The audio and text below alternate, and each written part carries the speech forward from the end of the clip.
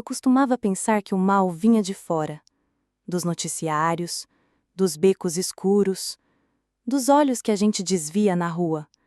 Mas o que ninguém te conta é que o mal mais perigoso usa o mesmo perfume da sua infância, o mesmo tom de voz que te dizia: confia em mim, o mesmo sobrenome. Ele também sorri, faz café, dorme ao seu lado. O mal, às vezes, é o seu reflexo com 1 segundo de atraso.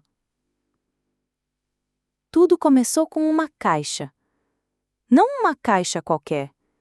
Uma caixa de madeira envelhecida, trancada com um cadeado barato, escondida dentro do maleiro do armário, atrás de um cobertor de linho que nunca usamos. Estávamos reformando a casa. Pelo menos, era o que ele dizia. Faz bem mudar as coisas de lugar, ele falou. O velho precisa sair para dar espaço para o novo. Naquela noite, ele tinha saído para jantar com amigos da firma. Me disse que voltaria tarde, mas algo naquela frase me coçou por dentro, como um inseto rastejando debaixo da pele. Subindo o banquinho, abri o maleiro e a caixa estava lá, fechada, empoeirada, escondida. Ela não era dele. Era minha. Pertencia à infância, ao tempo em que eu ainda acreditava que segredos eram pequenos e se perdiam com o vento. Eu tinha esquecido daquela caixa, até que ela mesma me encontrou. Quando quebrei o cadeado, ela gemeu. Lá dentro estavam cartas, fotos, bilhetes, mas não meus. Eram dela, da minha prima, Lorena. Aquela que dormia de conchinha comigo nas férias, que brincava de inventar códigos, que dizia: a gente vai morar na mesma rua quando crescer. As cartas não eram infantis, eram intensas, carregadas, datadas de mais de 10 anos atrás, e todas endereçadas a ele. Sim, ao meu marido, Henrique.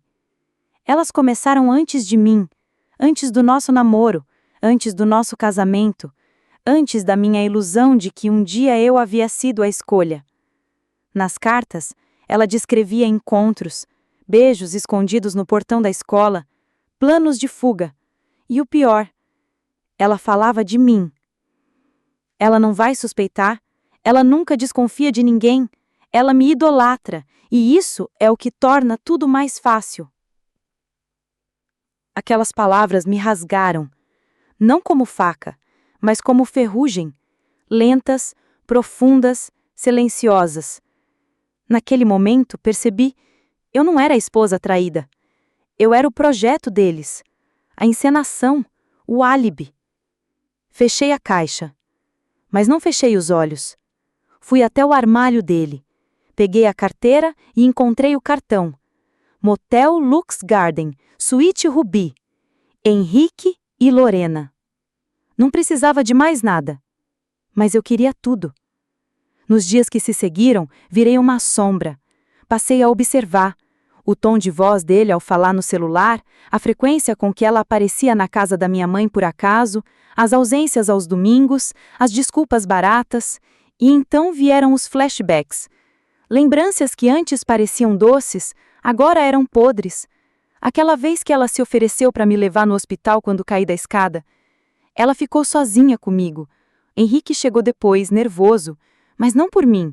Ele não queria que ela estivesse ali, ou melhor, não queria que nós duas estivéssemos no mesmo espaço. O dia do meu chá de panela, ela chorou lembrando do nosso passado, mas havia algo estranho naquele choro, algo que eu só entendi agora. Ela estava dizendo adeus ao que nunca foi dela oficialmente. E o bilhete colado no espelho do banheiro escrito com a letra dele: você é minha paz. Eu achava que era para mim, mas agora entendo que era para ela. As peças começaram a se encaixar.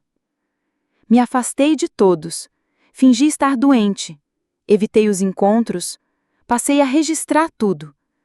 Prints, notas fiscais, gravações. O quarto do góspido virou escritório, a parede virou um mapa, o crime começou a ganhar estrutura.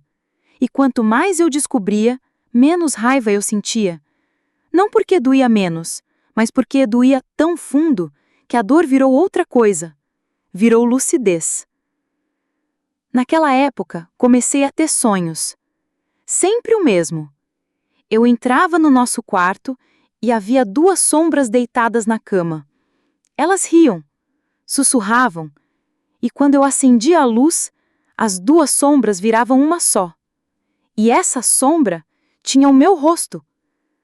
Acordava suada, com gosto de ferro na boca, com uma certeza incômoda. Eu havia me tornado parte do jogo deles, cúmplice involuntária, personagem acessório. E isso era insuportável. Decidi agir. No dia 3 de julho, fui até a delegacia. Conversei com uma promotora, mostrei as provas, registrei boletim. Ela disse que o caso não era só de traição, era fraude patrimonial, lavagem, manipulação afetiva com prejuízo financeiro. Henrique havia movido parte dos nossos bens para uma conta conjunta com ela, e ela havia usado meu nome como referência para um empréstimo. Eles não estavam apenas juntos, eles estavam me desmontando por dentro e por fora. Preparei minha saída. Criei novas senhas, mudei procurações, bloqueei cartões. E então, no dia 10 de julho, deixei a carta, escrita à mão. 3 páginas, sem insultos, sem gritos, apenas fatos. Entreguei na mão dele, saí da casa e fui para um hotel. 2 horas depois, ele ligou 17 vezes. No dia seguinte, descobri que ele tinha tentado se encontrar com ela, mas ela não apareceu. Ela havia sumido, não respondeu mais mensagens, desligou o número, desapareceu do trabalho, do prédio, dos lugares. Henrique ficou transtornado. Dias depois, recebi uma ligação anônima. Atendi. Do outro lado, uma voz feminina, baixa, tensa. Você não sabe tudo. Pedi que se identificasse. Ela não quis. Disse apenas, ela fez isso com outras mulheres antes. Você não foi a primeira. Antes que eu perguntasse mais, ela desligou. No mesmo dia, recebi um envelope. Dentro, uma foto antiga.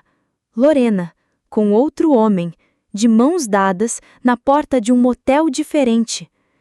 Atrás da foto, rabiscado, 2007. Ele também acreditou nela. Levei a imagem à promotora. Ela mandou investigar. E então, a verdade final apareceu. Lorena não estava apenas com Henrique, ela estava sendo procurada por 3 processos em aberto, todos por estelionato sentimental.